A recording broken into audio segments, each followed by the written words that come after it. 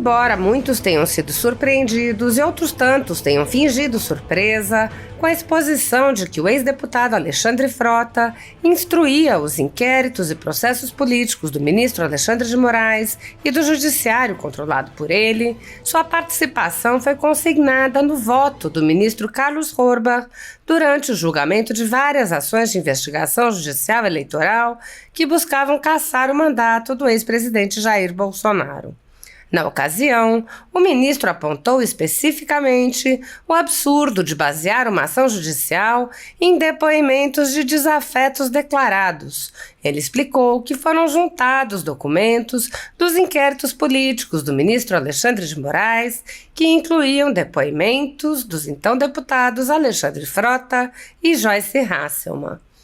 Na época, o ministro Horbach assestou. Finalmente, resta analisar as considerações do eminente relator quanto aos documentos extraídos dos citados inquéritos 4781 e 4828. Em primeiro lugar, a menção aos depoimentos prestados nos referidos procedimentos investigatórios por Alexandre Frota de Andrade e Joyce Hasselmann, ambos parlamentares federais que foram eleitos com o apoio do representado Jair Bolsonaro, com quem posteriormente entraram em confronto, tornando-se dois de seus mais notórios e ferrenhos adversários políticos. Esse simples fato, por si só, já diminui sobremaneira o valor probante de tais depoimentos. As ações contra Bolsonaro, descartadas por absoluta falta de provas, serviram para criar uma tese, baseada em narrativas, que foi utilizada para cassar no mesmo dia o mandato do ex-deputado estadual delegado Franceschini. Ele foi cassado sem base em nenhuma lei, apenas na decisão do próprio TSE, proferida imediatamente antes de seu julgamento. O ministro Horbach foi a voz solitária do direito naquele julgamento que alterou completamente a composição da Assembleia Legislativa de um grande estado, anulando centenas de milhares de votos, sem lei anterior que definisse crime. Horbach alertou que não havia qualquer demonstração de que a transmissão de uma live nos últimos minutos do horário de votação poderia ter impactado nos resultados da eleição e enfatizou que o tribunal estava cassando um deputado estadual que teve a maior votação da história daquele estado sem base em lei. Onde há Estado de Direito, não há crime sem lei anterior que o defina, nem pena sem prévia cominação legal. Não é o caso do Brasil. O ministro responsável pela tese utilizada para anular os votos dos eleitores paranaenses foi o ministro Luiz Felipe Salomão, que, meses depois, determinou o confisco da renda de sites e canais conservadores como a Folha Política para impedir suas atividades. Ele também foi o relator da perseguição a diversos juízes conservadores ao assumir a corregedoria do Conselho Nacional de Justiça. Há mais de 10 anos, a Folha Política faz a cobertura da política brasileira. Entre inúmeros conteúdos da vida política brasileira, a Folha Política mostrou ao público os debates em torno de uma proposta de emenda à Constituição que visava aperfeiçoar o sistema eleitoral. A Folha Política mostrou os debates promovidos pelos proponentes da PEC e também os debates ocorridos na Câmara dos Deputados, desde a proposição, passando pela comissão especial que debateu o tema, pela Comissão de Constituição e Justiça, até sua votação em plenário. O jornal também mostrou os pronunciamentos do então presidente da República sobre o tema. Foram expostos os argumentos favoráveis, contrários e inclusive os argumentos dos partidos que defenderam a proposta, mas depois votaram contra. O ministro Luiz Felipe Salomão, ex-corregedor do Tribunal Superior Eleitoral, com o apoio de Luiz Roberto Barroso, Alexandre de Moraes e Edson Fachin, considerou que mostrar o debate público com as opiniões de agentes legitimamente eleitos pelo povo e de figuras relevantes da política nacional seria alguma espécie de ataque a alguma instituição. Em decisão inédita, o ministro mandou confiscar a renda do jornal, assim como de outros sites e canais conservadores, para impedir suas atividades. Toda a renda de mais de 20 meses do nosso trabalho vem sendo retida sem qualquer justificativa jurídica. Entre os vídeos cuja renda foi confiscada pelo ministro Luiz Felipe Salomão estão transmissões de sessões do Senado Federal, da Câmara dos Deputados, da Presidência da República, do Supremo Tribunal Federal e do próprio Tribunal Superior Eleitoral, além de vídeos produzidos por políticos eleitos pelo povo, notícias pautadas pela documentalidade, pela publicidade e debates concernentes a temas relevantes para a democracia brasileira. O inquérito já está no quarto relator, o ministro Raul Araújo, tendo passado pelas mãos dos ministros Mauro Campbell Marques e Benedito Gonçalves. Como parece ser praxe nos inquéritos políticos conduzidos em cortes superiores, matérias da velha imprensa são utilizadas como justificativa para impor medidas arbitrárias, ainda que as matérias não tenham qualquer base em fatos. E essas medidas arbitrárias permanecem em vigor enquanto os inquéritos são prorrogados indefinidamente, sem que os alvos tenham qualquer chance de defesa ou acesso ao devido processo legal. Se você apoia o trabalho da Folha Política e pode ajudar, doe qualquer valor à empresa Raposo Fernandes por meio do Pix, cujo QR Code está visível na tela, ou por meio do código ajude@folhapolitica.org. Caso não utilize Pix, há a opção de transferência bancária para a conta da empresa Raposo Fernandes, disponível na descrição deste vídeo e no comentário fixado no topo. Há mais de 10 anos, a Folha Política vem mostrando a realidade da política brasileira e quebrando barreiras do monopólio da informação. Com a sua ajuda, poderá se manter firme e continuar a exercer o seu trabalho. Pix ajude@folhapolitica.org. Assista. Finalmente, resta analisar as considerações do eminente relator quanto aos documentos extraídos dos citados inquéritos 4781 e 4828, há pouco referidos. Em primeiro lugar, a menção aos depoimentos prestados nos referidos procedimentos investigatórios por Alexandre Frota de Andrade e Joyce Hasselmann, ambos parlamentares federais que foram eleitos com o apoio do representado Jair Bolsonaro, com quem posteriormente entraram em confronto, tornando-se dois de seus mais notórios e ferrenhos adversários políticos. Esse simples fato, por si só, já diminui sobremaneira o valor probante de tais depoimentos. A clara afirmação da insuficiência de provas, da impossibilidade de se verificar a ocorrência dos mencionados disparos ou não. Enfim, há na ementa do julgado em questão uma série de elementos que indicam a improcedência daquelas ações e que, como eu disse, se projetam para as ações que, ora, nós estamos julgando. O acórdão sintetizado por essa emenda que eu resumi muito amplamente agora, assentou que as provas produzidas nos autos não eram idôneas para concluir pela existência de disparos em massa de mensagens de WhatsApp em desfavor dos adversários da chapa vencedora nas eleições de 2018. Não se tinha comprovação alguma da materialidade dos supostos ilícitos narrados naquelas exordiais, embasadas exclusivamente em matérias jornalísticas, sendo impossível caracterizar a ocorrência desses ilícitos e muito menos perquirir sua gravidade. Essa insuficiência de provas, verificada no precedente, igualmente se faz presente nos autos das ações ora em julgamento, como afirmado pelo eminente relator em seu judicioso voto. Com efeito, o ministro Luiz Felipe Salomão deixa claro que não há provas dos disparos, não se tem conhecimento de qualquer repercussão na esfera eleitoral, não se sabe que conteúdos teriam sido difundidos. É o que se verifica nos seguintes trechos do voto de Sua Excelência. E aí eu transcrevo o item 6.4 do voto do eminente relator, em que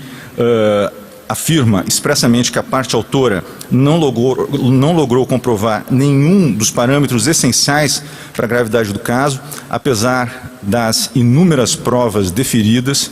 do longo tempo de tramitação das demandas e da reabertura da instrução probatória. Com efeito, continua o relator, não é possível extrair dos autos, mediante lastro probatório minimamente seguro, o teor das mensagens, o modo pelo qual o conteúdo repercutiu perante o eleitorado e o alcance do ilícito em termos de disparos. E mais adiante, Sua Excelência destaca: no que toca ao financiamento da campanha por empresas visando patrocinar o ilícito, tenho que, além da já destacada problemática quanto ao teor e ao alcance dos disparos em massa de mensagens de WhatsApp, também não é possível extrair dos autos com segurança a prática dessa conduta vedada. Assim, como bem destacado pelo eminente relator, a parte autora das AGES não trouxe aos autos elementos que corroborassem, para além de matérias jornalísticas, o alegado na inicial. Não juntaram nem mesmo, para voltar às palavras do ministro Salomão, abre aspas, print de mensagens de WhatsApp recebidas por terceiros que pudessem jogar luz sobre o caso, fecha aspas. Como é sabido, registro eu, um dos mais simples meios de prova de atos praticados pela internet é a captura de tela, o que no caso dos autos, pasmem, não se verificou em nenhuma das inúmeras alegações de ocorrências de fake news que teriam ensejado o ajuizamento das ações. Nesse contexto, inclusive, é impossível não concluir, na linha do propugnado pelo Corregedor-Geral Eleitoral, pela improcedência da ação ante a manifesta ausência de provas aptas a ensejar a condenação dos representados. Ainda nesse contexto, também é impossível deixar de questionar, com o devido respeito, a linha argumentativa desenvolvida pelo relator ao longo do item 4 de seu voto, no qual, apesar dessa insuficiência de provas, sustenta que a campanha vitoriosa de 2018 fez utilização indevida e, portanto, ilícita de meios digitais, especialmente o aplicativo de mensagens WhatsApp. Ponto esse que já foi, de certo modo, tangenciado já também pelo voto do ministro Sérgio Banhos. Continuo eu. Se não é possível extrair dos autos todos esses aspectos enumerados nos trechos acima transcritos do voto do ministro Luiz Felipe Salomão, quais sejam conteúdo das mensagens, repercussão desse conteúdo, abrangência da ação, como afirmar de modo peremptório, tal qual feito no referido item 4, que houve disparos em massa com conteúdos inverídicos voltados a prejudicar adversários? Com a devida vênia, as afirmações constantes do item 4 têm pouco respaldo no conjunto probatório das ações. É verdade, porém, que o relator faz sua construção a partir da conjugação daquilo que entende ser notório com as provas coletadas na AEG 0601-78257 e com documentos constantes dos inquéritos 4781 e 4828, ambos em tramitação no Supremo Tribunal Federal, sob a exímia condução do ministro Alexandre de Moraes. Essa conjugação, todavia, não se me apresenta como suficientemente robusta para a afirmação categórica da ocorrência de ilícitos eleitorais praticados pelos representados ao longo da campanha presidencial de 2018. De início, a afirmação de ser notória a opção da chapa vencedora no último pleito presidencial pelas estratégias digitais de campanha, com a mobilização de apoiadores pelas redes sociais e por aplicativos de mensagem, não implica automaticamente a notoriedade da ocorrência de disparos em massa, financiados por pessoas jurídicas para prejudicar adversários. Não se pode, a meu ver, convolar uma legítima escolha de estratégia de campanha em indício de irregularidades. E nesse contexto, eu devo agregar também um outro fato que, pelo menos para nós, que exercemos a função de juízes auxiliares da propaganda em 2018, é notória. Das 438 representações que foram distribuídas a nós três, cerca de 10% diziam com alegações de fake news na internet.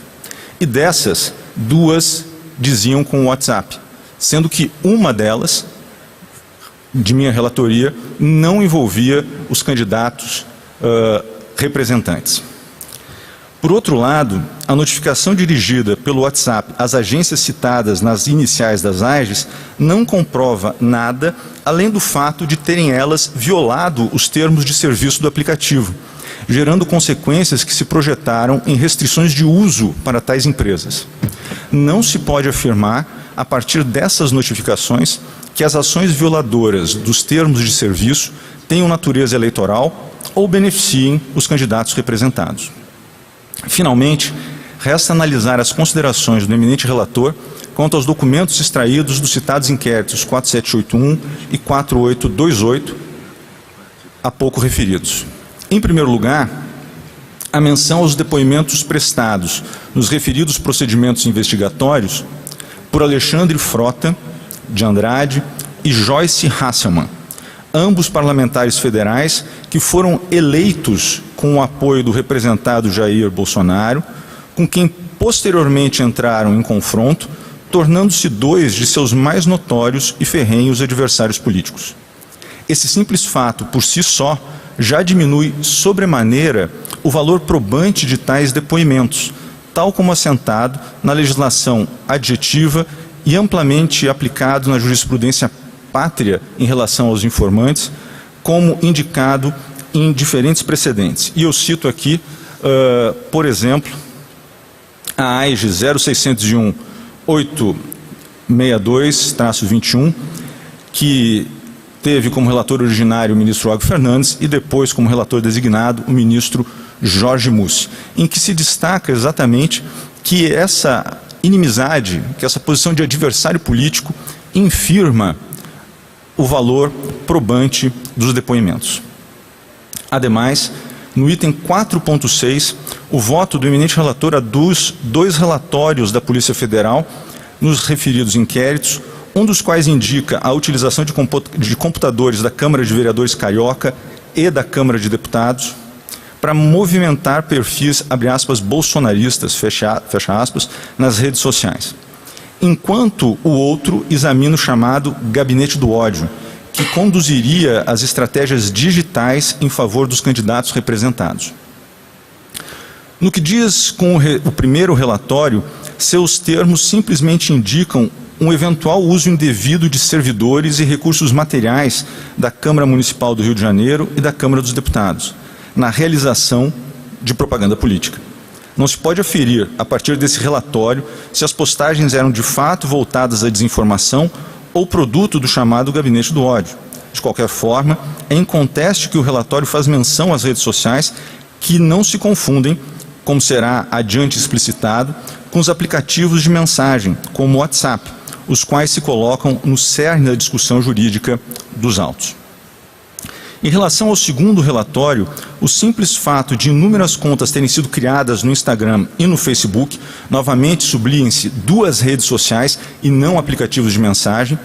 às vésperas da eleição de 2018, por si só, não caracteriza qualquer irregularidade, ainda que se possa conectar essas contas a pessoas que, no futuro, viriam a supostamente integrar o que passou a se denominar Gabinete do Ódio, cuja existência, aliás, é posta em xeque pela Polícia Federal, como comprovam os seguintes trechos de documentos acostados ao inquérito 4781. E aí eu cito o primeiro anexo do inquérito, apenso 2, né, é a informação 120/2020, 5 de cor da Polícia Federal, que diz: com os dados disponíveis até o momento, para esse analista, não foi possível assegurar se há vínculo real entre os acusados ou se o vínculo estabelecido se dá justamente pelo grande número de seguidores e de compartilharem o mesmo viés político. Já no relatório de análise de material apreendido 169, também no inquérito 4781, apenso 5, item 7, há a seguinte referência: os registros contidos no material indicam que Marcos Belízia, como ativista político, trabalhava em prol de pautas conservadoras e patriotas, procurava apoio de empresários e pessoas que pudessem contribuir de diferentes maneiras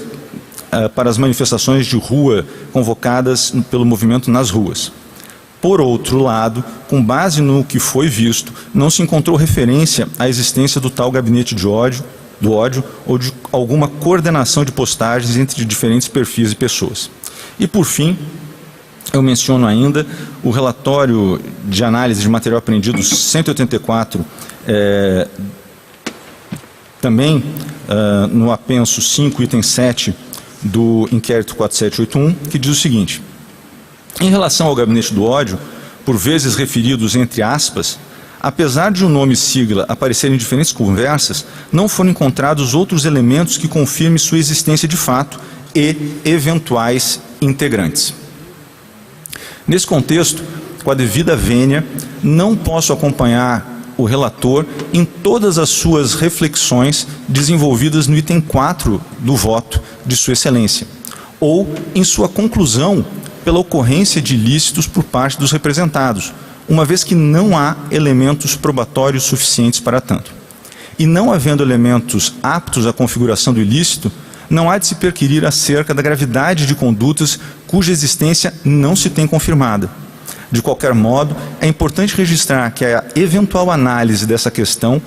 assentando a inexistência de gravidade no caso concreto, tal qual conclui o relator, levaria também à constatação da inocorrência do ilícito, uma vez que sua caracterização depende desse elemento, que é parte integrante de seu conceito normativo.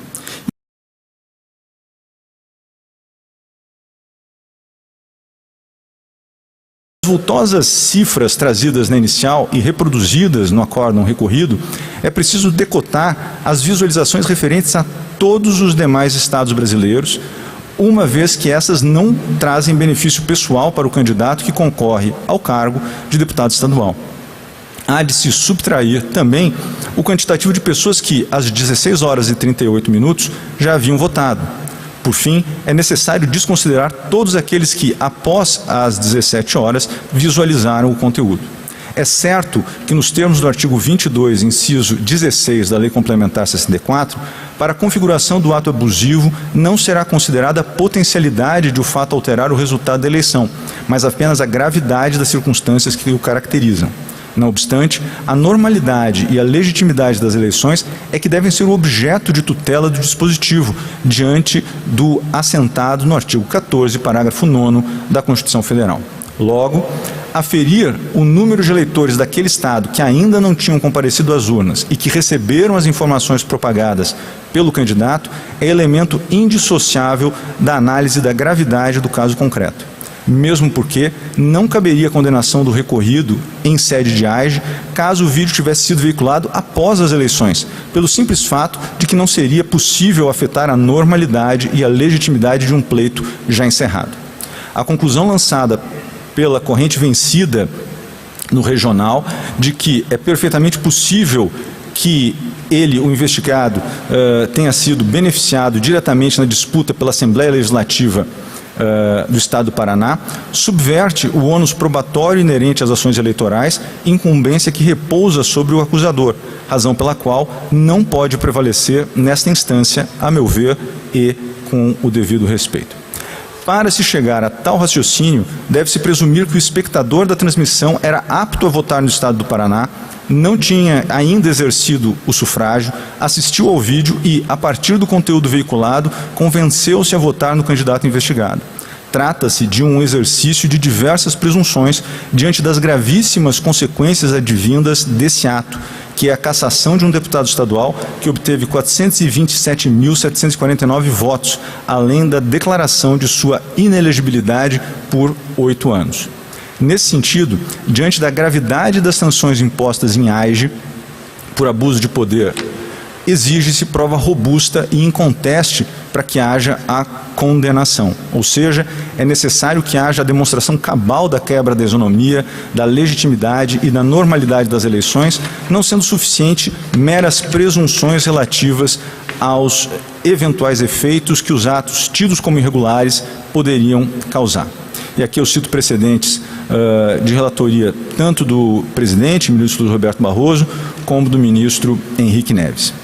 Por outro lado,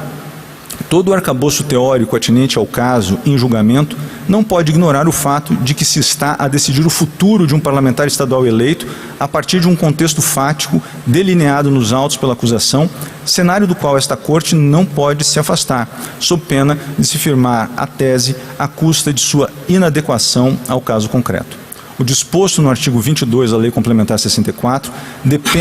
demanda, no que é pertinente ao caso dos autos, a análise da gravidade da utilização indevida do meio de comunicação, conduta de que deve retornar benefício ao candidato ou ao partido político. Sem a verificação de qualquer desses elementos, não é possível subsumir a conduta à previsão legal, como ocorre no caso concreto, em que a inconteste gravidade do conteúdo das informações veiculadas não refletiu na gravidade para fins eleitorais, ou seja, não foi capaz de abalar a normalidade e a legitimidade das eleições para deputado estadual no pleito de 2018 no estado do Paraná. Some-se a tal constatação a ausência de benefício relevante para o candidato no contexto dos autos, em que a transmissão do vídeo nas redes sociais ocorreu a 22 minutos do término das votações, em plataforma que, diferentemente dos meios tradicionais de comunicação, a busca pela informação fica na dependência direta da vontade e da iniciativa do próprio eleitor, cujo perfil de usuário também é fator determinante do conteúdo a ser ofertado. Outro aspecto que acho importante destacar, senhor presidente, é o relativo à segurança jurídica, né? Nós temos já há bastante tempo um precedente do Supremo Tribunal Federal, naquele caso do prefeito itinerante, no sentido de fixar-se efeitos prospectivos das alterações jurisprudenciais na Justiça Eleitoral, né? Eu fiz algumas reflexões sobre esse tema, mas dado a adiantada hora eu vou pular, tendo em vista o voto do eminente relator, mas eu gostaria simplesmente de destacar que